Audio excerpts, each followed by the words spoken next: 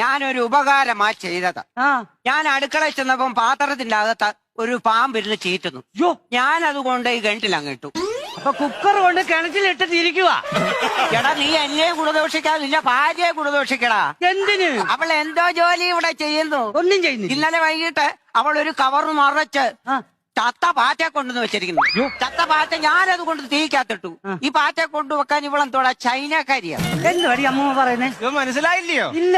ഗൾഫിൽ നിന്ന് കൊണ്ടുവന്ന ഒരു കവർ ഈന്തപ്പഴം എടുത്ത് അടുപ്പിൽ കൊണ്ടിട്ട് ഇരിക്കുക. നേരാണോ? നാരായണ നാരായണ.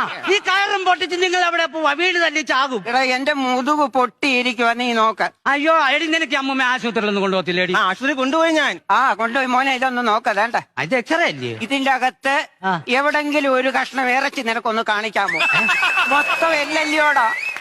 എടാ മോനെ, എന്നെ പട്ടിണിക്ക് ഇട്ടേക്ക് വാടാ. എടി നീ അമ്മമ്മയ്ക്കൊന്നും കൊടുക്കത്തില്ലോടി നീ? എന്റെ അണ്ണ അവിടെ ആദ്യം ആഹാരം വെച്ച അമ്മമ്മയ്ക്ക് ഇത് ഞാൻ കൊടുക്കുന്നത്. ആണോ? ഓ തരും മോനെ, നീ കേട്ടോളാം. ഇവിടെ മാങ്ങ വാങ്ങിച്ചാ മാങ്ങാണ്ടി എനിക്ക്, കോഴിയെ വാങ്ങിച്ചാ മാങ്ങാണ്ടി എനിക്ക്. ഞാൻ എന്തുവാടാ ഇവിടുത്തെ മാങ്ങാണ്ടി തള്ളയാണോ?